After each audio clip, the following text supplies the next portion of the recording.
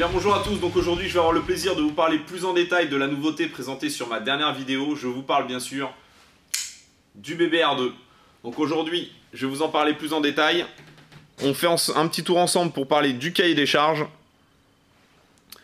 Pour le manche G10 texturé noir. Une zone de frappe sur l'arrière matérialisée ici par une plaque d'aluminium anodisé.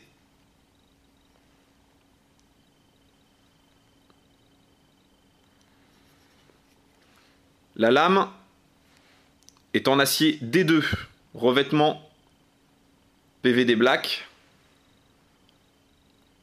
Ouverture Sumstud droitier comme gaucher. Deux zones de grippe, on reviendra dessus. Système de verrouillage Framelock. Titane, revêtement black PVD. La version prototype que je tiens ici entre mes mains est équipée d'un clip ceinture finition satin. La version définitive sera entièrement full black.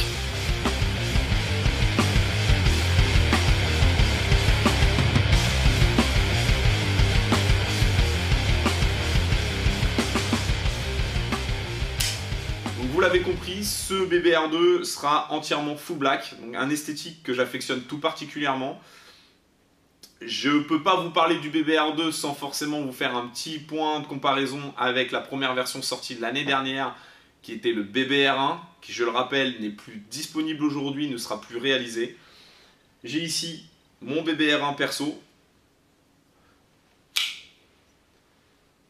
Donc le petit point de comparaison déjà entre les deux, le voici.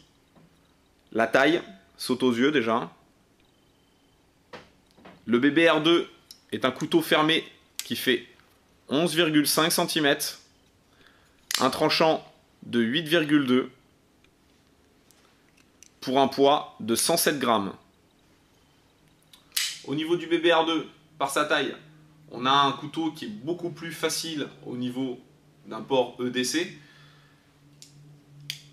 Donc un petit pliant qui peut parfaitement intégrer le kit d'un professionnel sur le terrain, sans souci. D'ailleurs c'est un petit peu pour ça qu'il a été travaillé.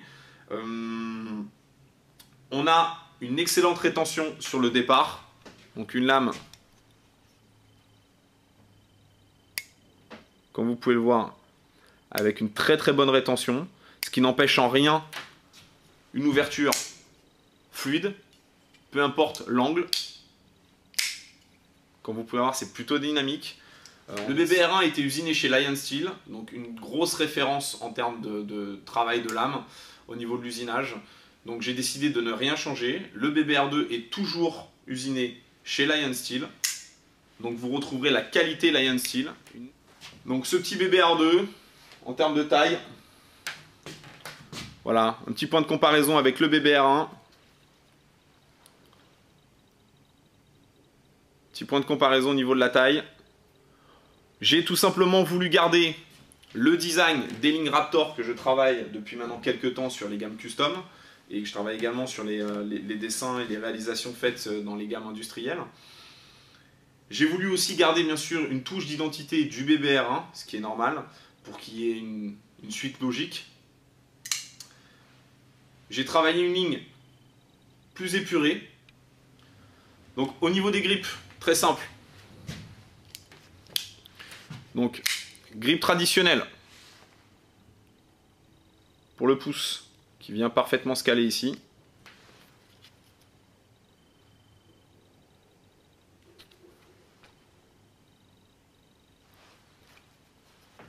Un autre grip matérialisé sur l'avant qui n'était pas forcément utile en termes d'esthétique.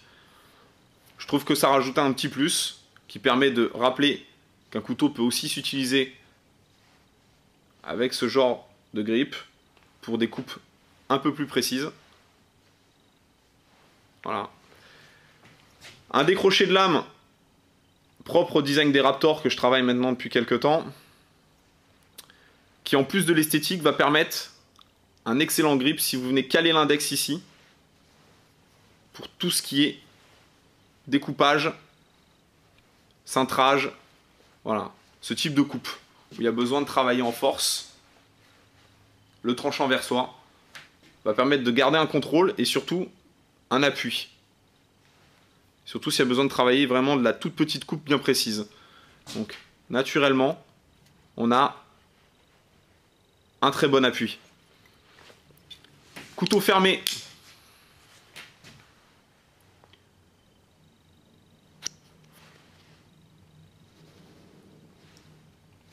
La zone de frappe matérialisée à l'arrière pour tout ce qui est frappe marteau. Donc en mode self-def. Je le répète, le couteau n'est pas forcément, et ce qui est sûr, la meilleure arme en self-défense. Par contre, un couteau fermé, tout comme un stylo, tout comme n'importe quel autre support, une lampe, une gazeuse ou d'autres, une fois verrouillé à l'intérieur de la main, rajoute de la masse, rajoute du renfort sur de la frappe. Et surtout, si vous avez un petit dard à l'arrière, ça peut être vraiment intéressant. Donc pour le BBR2, un tranchant. Voilà. Ça va tout seul. Ce sera vraiment idéal, je dirais, en termes de taille, même au niveau de sa ligne, pour faire le boulot d'un petit EDC qui peut faire partie, je le répète, d'un kit pour un professionnel sur le terrain ou même d'un passionné qui a besoin d'une petite lame. Même si sa ligne reste vraiment très ciblée, propre à ce que je peux dessiner et réaliser, on a une forme de tranchant et un grip qui va permettre une utilisation sur pas mal de terrains de jeu. Donc voici le BBR2 qui sera disponible entre normalement décembre et janvier. Je ne peux pas vous en dire plus. Les précommandes sont ouvertes depuis maintenant quelques temps. Si ça vous intéresse, les coordonnées arrivent à la fin de la vidéo. Vous me contactez et on met ça en place. Merci.